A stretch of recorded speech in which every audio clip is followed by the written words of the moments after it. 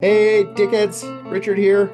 We are doing another Night of the Round Table today. We are gonna rip through a lot of these guys, I don't know, over time. Probably the last one you get for a little while, maybe one more. We'll see. I know these kind of feel like cop-out episodes, but I'm telling you right now, I'm not doing nothing in the background. I'm still doing a lot of stuff for the show, and there is going to be episodes aplenty, cool guests, lots of fun stuff coming up. But I enjoy doing these a lot because as a kid and still as an adult, but more as a kid, I'm into the fantasy stuff and I'm into the Lord of the Rings or Final Fantasy VII or, like dorky knights with swords. And I love that shit. I'm learning a lot with this Knights of the Round Table stuff and seeing where a lot of these bad guys from movies come from. And like, I love chimeras and giants and swords and knights fighting them. So this has been fun for me. I'm glad we're doing them, and I'm glad you guys are enjoying them. Fret not, pretty soon we'll have a lot more murder, a lot more true crime cases. I am by myself today delivering this to you. Now, just an FYI, I am doing all of these leading up to the quest for the Holy Grail. So bear with me. It's going to be a while before we do the Holy Grail itself because it is a long story that has more than Arthurian interesting stuff to go to it, but I will be doing that. So all of this stuff for me is just like hyping myself up for the quest for the Holy Grail, and I like nothing more than a nightly quest. I'm so excited for that, but now we get to hear some other nightly quests, which is super amazing. I know there's a lot out. I know you guys are enjoying these bonus episodes, so thank you for that. If you have time, go rate and review. Just do it, please. I know I'm asking at the beginning, and we don't ask that much, but I'd like to get some more reviews up there. It'd be really nice of you guys to go out there and go on to Apple Podcasts or Spotify and give her 5 stars and leave a review wherever you can. Really helps the show, and I appreciate it. I do love that there's so many of you guys out there listening, but let's get some more. Let's get some more dickheads on this train.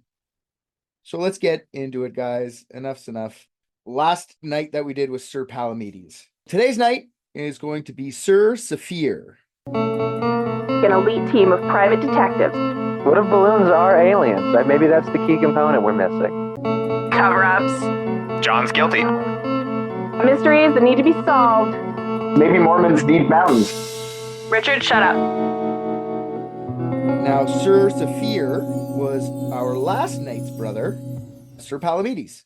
So he's brothers with Palamedes.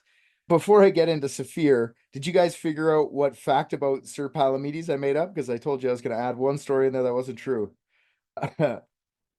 If you didn't, it's the dog.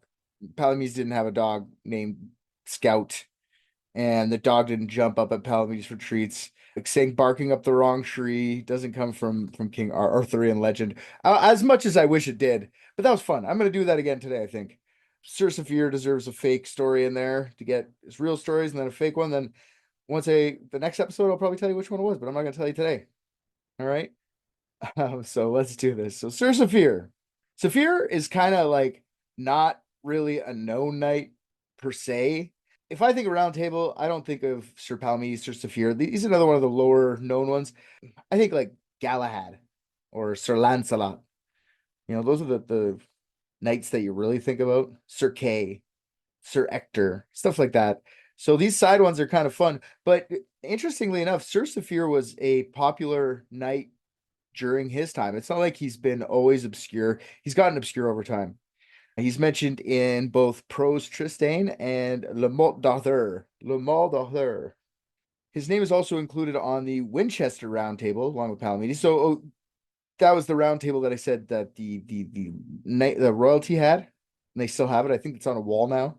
Palamedes is there, like I said. Safir is the youngest son of King Escolabar. Now, if you remember in the other episode, Escolabar was the king that was exiled into England and befriended Arthur, if I'm not mistaken. Go back to an episode if you want to hear more about Escobar. I'm sure I'm going to do a full episode on him at some point too, but he's this youngest son of Escobar. Palamedes and Safir actually had another brother named, and I don't know how to fucking say this. I don't know. I'm terrible at pronunciation. You guys should know this by now. I do a lot of reading. Okay.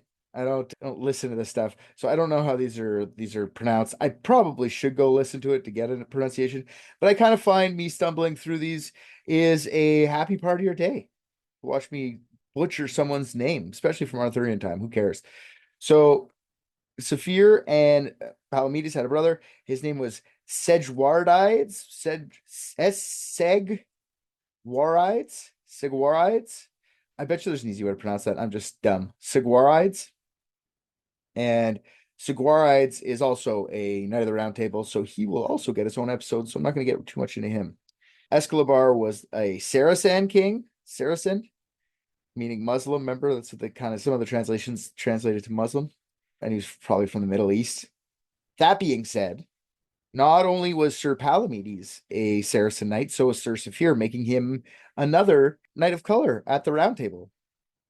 All right, historians or Arthurian historians love to brag that Safir and his brother Saracen knights, and I guess his dad Escolabar, add to the diversity in the King Arthurian like round table, like the different cultures, different ethnic backgrounds, different races, which I think is kind of a cop-out. I think that's fine that they had them there, and it's nice that there was some representation of color, but I think it's just another knight of color that's there that they only accept because they changed their religion like midway through to make them more powerful or whatever the fuck it is. Because yes, I told you that Palamedes converted at some point, but Safir did too. I didn't know if he did or not because I hadn't read about him, but he definitely converted to Christianity. No more Muslimness for me. And then he became more a better knight. I don't know. I guess it does. There's a big part of this where it shows that Arthurian kingdom was very diverse, and cultural, and whatever, but just less diverse in like religious practices. Like, come here if you're black or whatever. I don't care. That's cool. But if you're a Muslim, come on, just convert to Christianity. You're going to get fucked up until you do. Dragons can fuck up Muslims, not Christians, though. We got crosses. How are you supposed to fight a demon if you're a Muslim? You don't have a cross? What are you going to do for a vampire? Huh? Where do you get your holy water? Anyways, I just think it's just as racist, but just in a different, it's just bigotry in its way. Like 8th century writers were just as bigoted as anyone in history, but the bigotry changes as years pass to different things. Like, I don't know, or just worse, I guess, because people still are bigots towards religion, but now there's definitely racism and everything else that goes on too, which I don't think any of the Arthurian knights were actually like full-blown racists. I just think they thought their god was icky. So maybe it was better back then. I don't know. I doubt it. Anyways, yeah, Safir converted, like I said, he converted, but just much later than Palamedes, only after he was defeated by Sir Galahad. Now, I don't know when Safir got defeated by Sir Galahad, but I do know that once he realized, like, once he got beat up by a Christian, he realized, like, I should be a Christian. I wouldn't get beat up. Anyways, Sir Safir, big thing about him, not really lots on him. Like I said, there's only a couple of good stories here, but one thing we do know about Safir was that he was a competitor. Like, he used to like to join and compete in tournaments, the sword fights, jousts, all that shit. He was renowned for his bravery, skill, and honor. A lot of the text said all three of those words. He was a part of famous jousts all over the kingdom at places like Castle Perilous, the Kingdom of Sorlois, Castle Leversep, and Winchester. What I like about Safir is I thought it was funny that he used to fight in what they call judicial combat, which is trial by combat. So he'd be like, fight this guy to the death. If he wins, he doesn't have to go to jail. Like, you, though, will die. Thanks for the fighting. I don't know. One of his famous trials by combat was killing the Count of the Plank. The Count of the Plank was a dickhead who waged war with his father, King Escolabar. I guess Safir challenged him to trial by combat and fought the Count of Plank right in front of King Arthur, fucking killed him right in front of King Arthur, whom I'm sure was just delighted to watch someone else he thought was an enemy die. Like, all this chivalrousness, though. That guy was evil, and you lopped his head off in front of him in honor of him. King Arthur was a fucking savage. Like, I just love how they make these knights super vanilla. And the more I read about them, the more I think these fucking guys are bloodthirsty savages. Like, it's just what it was at the time. But I mean, Like, sure, they might have been like romantic towards the ladies or whatever, but they're still fucking cutting guys' heads off they didn't like. I do love these stories. They're for kids. These stories are for kids. The most mentioned Sir Safir stories that I read in numerous articles was when Sir Safir disguised himself as Sir Hector de Maris, Lancelot's half brother. Safir wore the disguise to fight a guy named Sir Helior Le Prusse. Helior is not a knight of the round table. He actually kidnapped the lover of another round table knight named Sir Espinogres. So Safir dressed up like Hector de Maris so he could save Negre's lover. I guess Safir was just too famous a knight to go in by himself, or would never make it past the guards. I don't know. I had to dress up to go try and save that girl. I don't really understand the story that much, but I guess when we get to Espinegras Knight of the Round Table bonus episode, maybe we'll figure it out then.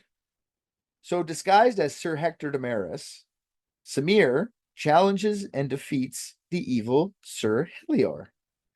But as far as rules of combat go, if you beat someone after they abducted a lady, that lady is yours as a prize now. I guess he gets the lady. We just objects, romantic. This is romantic, I guess. But like, as soon as you save the lady, she becomes his. So I don't know. I don't understand the chivalry thing. I really don't. Thinking now, so now that after all this fight's over and Sir Hector is the new owner of Espinogres lover, now that he's the owner of Espinogres lover, Sir Espinogres, another knight challenges the disguised Sir Safir or Sir Hector to a fight to try and save the lover of Espinogres for himself. This knight was also wearing a mask, and it was all very mysterious. And the two knights fight for an hour, no winner in sight, getting parries and dodges, and they're both just very impressed with each other. They couldn't get a swipe in for the life of them for an hour, which is long. So as a sign of respect for each other's skills, both the masked knight and the disguised Sir Safir want to see who each other are. So Safir reveals that it is I, Sir Safir, Knight of the Round Table. And the masked knight reveals that he is in fact Sir Palamedes of the Knight's Table and brother of Safir. Safir is horrified and falls to his knees and says, "I'm so sorry, brother. I didn't know it was you. I should have known it was you by your fighting style." The two knights quickly make up. They're brothers. The two brothers, I guess, make up. And they return to their missing lover, to their friend, Sir Espinogres. Sir Espinogres, I'm assuming, is a knight as well. Why doesn't he just go to save the lover? Like, why is there so much complication to getting this lady back to this guy? Like, somebody takes my girl, I'm going to fight. I'm not going to send like maybe I should, because I'm not tough, but I mean, I'm not going to find like my tougher buddy and be like, "Can you go fight that guy for my girlfriend or for my wife?" Like, I'm going to try. How much of a pussy do you look like after that? You know, like, oh my God, you had to get fucking Sir Safir to fight your battles. I don't even want to be with you anymore. You should have left me with Sir Helios. Anyways, like I said, I don't get the chivalry thing. I guess you help your buddy if you know you're gonna die. I guess the stakes are pretty high. Like you're gonna have to go fight that guy to the death. So at least if you send someone and that guy dies, you could still like get another chance. Just gotta fight. Maybe that's what he was doing, sending the Muslim to go fight. Oh my God. Oh my God. These guys are fucked. I don't know. I don't get it. All right. So another story. It's one of the stories, one of the few Sir Safir stories. Another one is the two brothers, Palamedes and Safir, were traveling together and just like chatting along. I guess I don't know. This kind of stuff makes me think like Robin Hood. Like they're just walking through the bush and then Robin Hood like jumps them, like takes all their shit. I just assume they're walking through the woods, just having a nice conversation between brothers, laughing, reminiscing of old times, and they're ambushed by the knights of a lord who Palamedes had killed in a jousting tournament earlier in his career. I don't know if that means like last week or like 3 years ago, but still, so these knights see Palamedes and they say, "Hey, he's by himself while he's with his brother. Time to jump him. I think we got him." And they do. They capture the two brothers and they're brought to the nearest town and they're put in the dungeon for eventually, they all stayed eventually just for kind of 3 days and were put on trial. After the trial, Safir was freed because he didn't do anything, really. He did nothing to do with the joust. But Palamedes was sentenced to death. As Safir leaves the jail, I guess they probably didn't arm him up. They probably went, maybe you could just go without, we're going to keep your Knights of the Round Table armor and sword. Thank you. Is this Excalibur? Oh, you don't carry around Excalibur? Do you guys have better weapons, or it's just King Arthur hoards all the good ones? Oh, Excalibur's been signed out, has he? Anyways, I just love that. That would be the King Arthur just be like, yeah. Take Excalibur. I'm not taking her off for. It's like a dad with his car.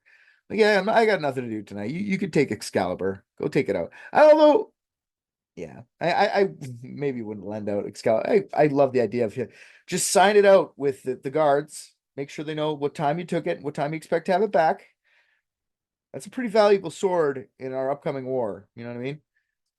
Anyways, so yeah, Safir, I guess he leaves, I'm guessing without any armor or anything like that.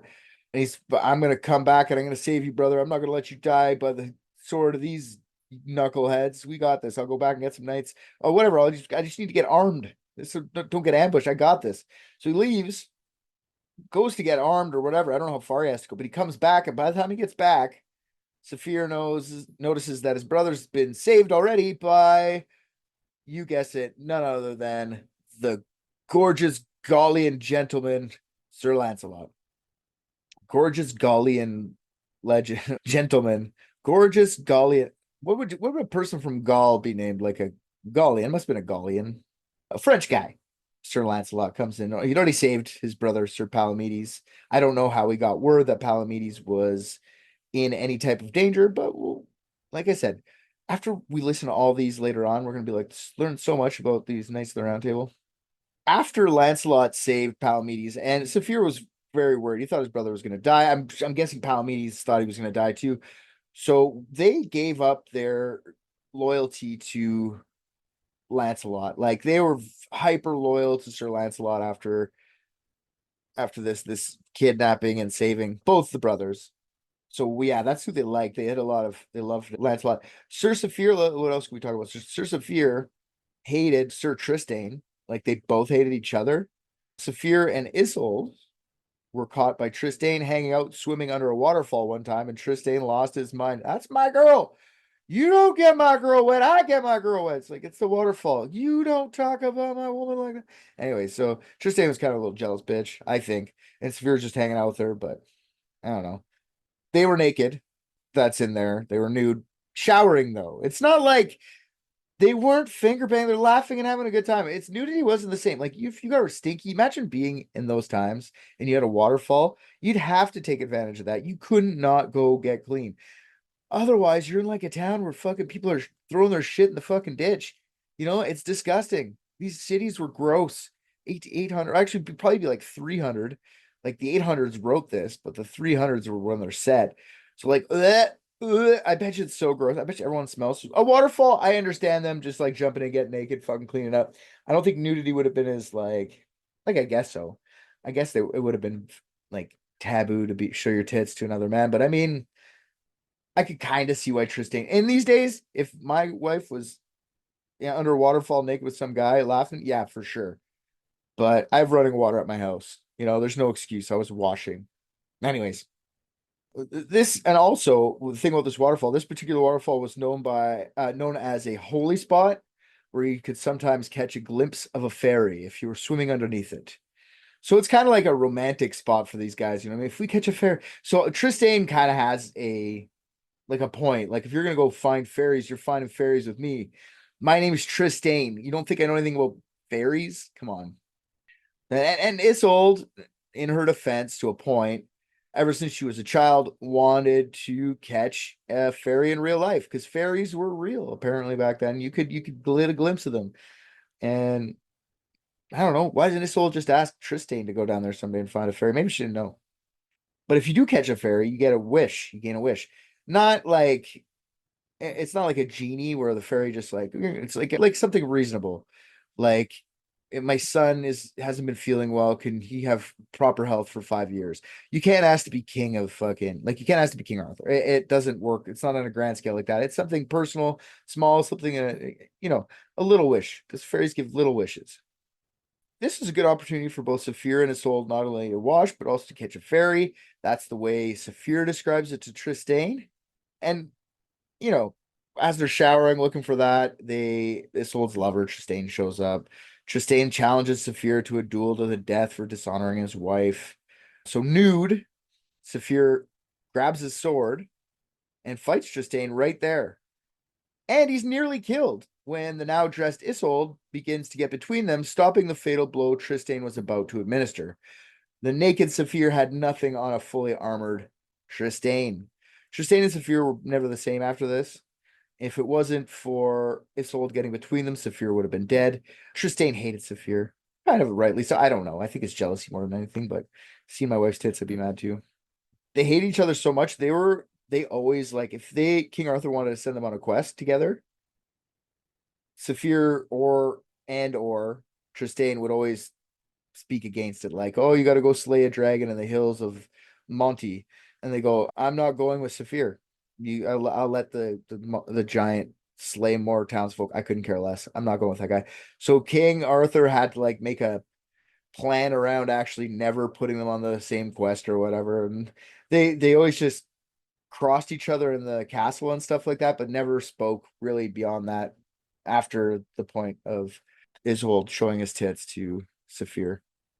King Arthur, actually, I just forgot to mention this part. King Arthur noticed like their animosity and told them they didn't have to do missions and stuff like that. And he was really planning on like getting together with the guys to like hash stuff out. He talked about a lot. He's like, it breaks my heart to see my two knights hating each other so much when we could be doing all so much good together.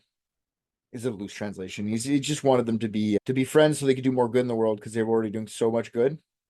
Yeah, he was gonna try and patch things up between the two knights, but then the whole drama with Lancelot later, it kind of overshadowed the brothers, Tristane and Safir hating each other. But the brothers, Safir and Palamedes, remained friends with Lancelot, even after he was exiled by the king for banging Guinevere. And they sided with Lancelot and were even part of the team that went to save Guinevere from being burned at the stake for treason. So in a way, it didn't really matter because Sir Safir, yeah, they sided with Lancelot. They kind of ditched King Arthur for Lancelot. So they kind of joined Lancelot in exile. And yeah, Lancelot made Safir the Duke of Languedoc in Gaul. Because that's where Lancelot ended up, was in Gaul. And then after this point in the story, Safir really isn't mentioned. We don't really know his ultimate fate. Was he killed in battle somewhere? Anything like that? Did he just live a long life as a duke of long? But the stories that were around about Sir Safir were kind of colorful, kind of fun. That he fought and he was a competitor. It was nice to see him out there, just living a night and doing the nightly duty stuff. And yeah, it's so fun that there's so many of these. I feel like that's really all the stories of Sir Safir. I'm sure more stuff, like little side things, will come up with other people, but those are the main stories: fighting his brother and the Tristan and Isolde like showering. I guess I was gonna say affair, but it's not really an affair. It's like nude fairy flirting. Anyways, those are the two big stories, and yeah, I don't know why we couldn't just put them in like make 6 nights and like the 6 nights do more than 2 things each. You know what I mean? But cool. It's cool. It's fun. It's Sir Safir. That's him. That's Sir Safir. So hopefully you guys liked it. If you guys have any more questions about the Knights, feel free to email us at privatedicksdetectiveagency@gmail.com. If you want to email, go nuts anytime. If you want to leave us a voicemail, call our 1-800 number. It's 1-855-PRVTDIX. That's 1-855-PRIVATE-DICKS. If you want to leave us a suggestion, email whatever. And please, like I said earlier in the episode, leave us a rate and review. It really helps with the show, and I'd really like to start pushing this to get more viewers and listeners than it already does. And I really appreciate you guys who are listening. You guys are the best. Make sure to tell a friend. That's how this show grows. Tell other people who will tell and turn other people. And yeah, let's get some more. Let's fill this room with dickheads. Let's fill this house. I think I got the room filled. Let's get my house filled with dickheads. And I can't be happy if I don't have a bunch of dickheads putting their ears towards me. The dickheads I have is lots, but I need more. Let's fill this town with dickheads. Just mushroom-tipped, squirty little dickheads. Oh, God. That's gross. Goodbye. I just watched Private Dicks, and I think RJ's the funniest. What? Come on.